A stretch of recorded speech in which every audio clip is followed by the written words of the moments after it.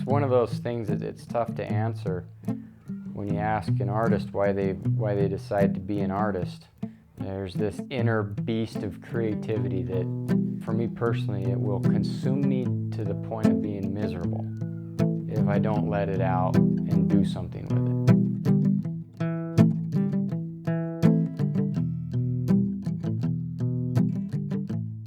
I've always wanted to work in Hollywood ever since I was a little kid, you know, enamored with animated films and movies, and always wanted to work in that industry.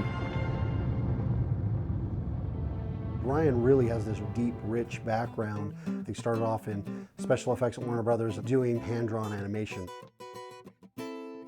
So he was animating like explosions on Osmosis Jones. He was animating like body fluids and other crazy things that happened.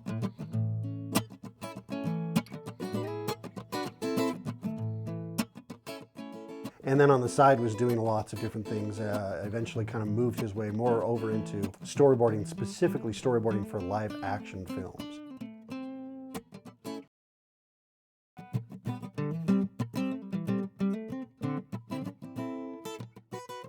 I really enjoyed working on some of those films, and I felt like I was doing okay, and I had a good network of people, and probably could have had a sustainable career for many years, but that little itch to do something unique, something different, and, you know, kept biting at me, and it's kind of the reason why I left.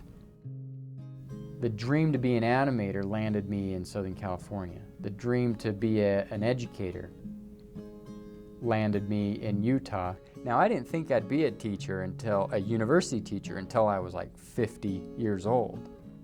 But when the opportunity presented itself, I couldn't resist. He loves students, he loves to mentor them, loves to work with them, and you'll see his handprints all over everything that they've done. They all try to emulate him.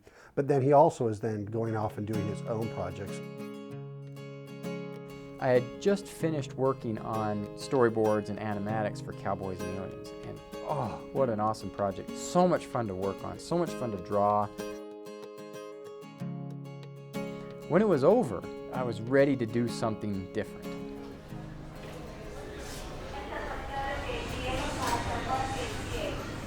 I was on the plane coming home from LA, flying back to Utah, and I was just down, just really kind of down because I felt really overworked.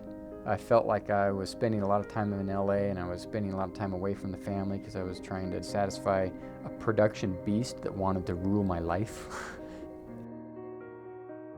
And I felt so overwhelmed. I remember sitting on the plane and flying home, and I'm just listening to my iPod, and that song from the Weepies came on, that song called The World Spins Madly On. And I remember just connecting to those lyrics,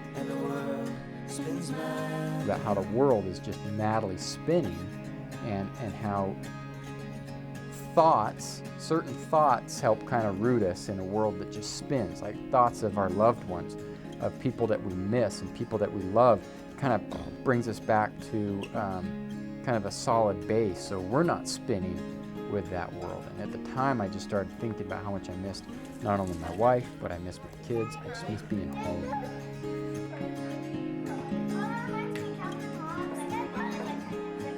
What is it? And that's when I thought, I've got to do something with that. I've got to make a short film that relates to that emotion. And I wanted to do it with dance because my kids were so into dance, and I myself love watching contemporary dance. And my wife used to be a dancer, and so all these ideas started really coming to me, and it all really came on that plane ride when I was experiencing that charge. And that's when, as an artist, you have to do something with it.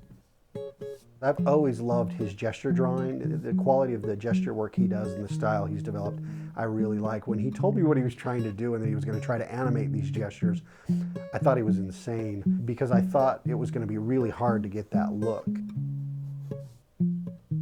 I knew that I could not animate a beautiful contemporary dance because I'm not a dance choreographer. And that's where Kori came in.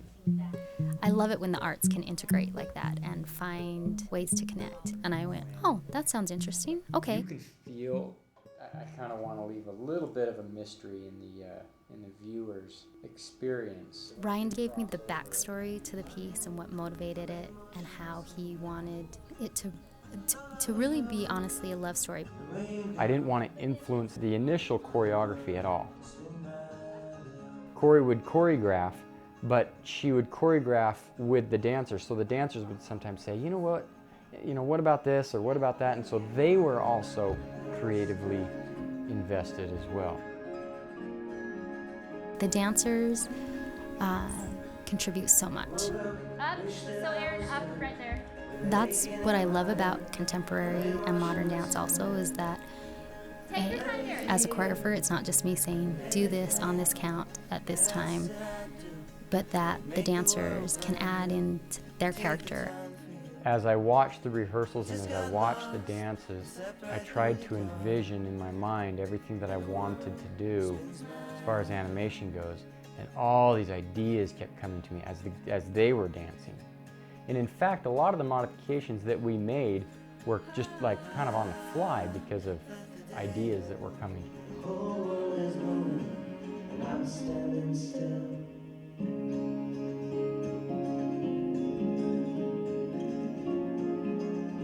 I knew I had a big task in front of me, 2.5 minutes worth of animation, 24 frames per second.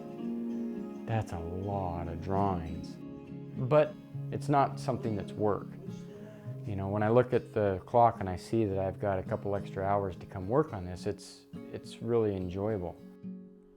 This part I just did yesterday, I decided I liked the wings, but felt like they were lacking something, so I added all these kind of feathers breaking off. And I thought that kind of added a nice little mystical feel to it. I love traditional animation. I love hand-drawn animation. There's a life to it. And it's not a mathematical algorithm that computed that. It had mistakes to it. And I like that.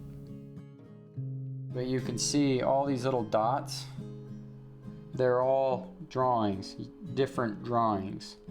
And if I scrub along, you can see there's 4,127 frames where the characters are moving.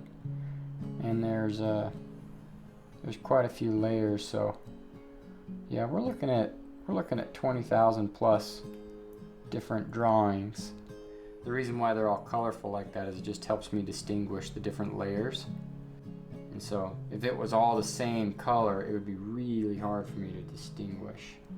That's how I can tell where I want to put the lines, as I look at the before and after, and I flip through it. It's kind of like the animating the old-fashioned ways, you know, where you had your papers in between your fingers like that, and you flipped it, so you would draw, and then you'd flip your papers, and you could actually watch the movement while you were flipping it. This is the same process, just kind of flip through the different frames. Ryan's film is very silhouette driven. It's very much about the figure, but it's from a distance, which is interesting because quite often in animation or film, if we want to show an emotion or we go in tight, we go in close on an expression. I didn't want to do any of that. I didn't want to move the camera around, right? And I didn't want to introduce a close-up and then a distant shot and use cinematic techniques to trigger emotions. I wanted it to be genuine, so that in its simplistic nature, two people dancing, no facial expressions, no dialogue, hand-drawn, and putting in a lot of symbolism which has meaning to me, but I wanted to put it in a way that it can also have meaning to the individual. So when they watch it, they could say, wow, that person, that's my ex-boyfriend, or that's my ex-girlfriend, or that's my spouse for 50 years, or that's the individual I'm having a long distance relationship with, and then let people feel what they want to feel. Obviously, I'm thrilled with his piece. But what more than just animated gestures I thought was so great was how he incorporated things that are part of his professional career throughout, whether it's the design elements or even the effects animation that he's added into the film. And I love the way he varies timing. Things go from slow to fast. Stuff is lightweight and then it has weight. There's a real sort of ebb and flow to it, which connects to his thematic elements in the film. It's a fresh take on using animation in an artistic way, not a commercial way, but in a way to express, internal struggles, ideas, beliefs, deeper themes. Ryan's going in that direction, so it's interesting to see kind of how he's finding his way. Working in the industry, I couldn't get away with this. You could not decide to, add in all kinds of interpretable information to Spider-Man, right?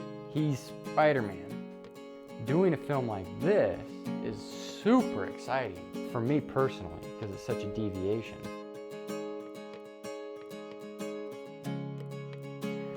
I hope that people that watch it do have some sort of a moving experience. I hope it does make them think a little bit about the current relationship that they're in. And then whatever comes of that, comes of that. And to be honest with you, I'm hoping that I do a lot more projects like this.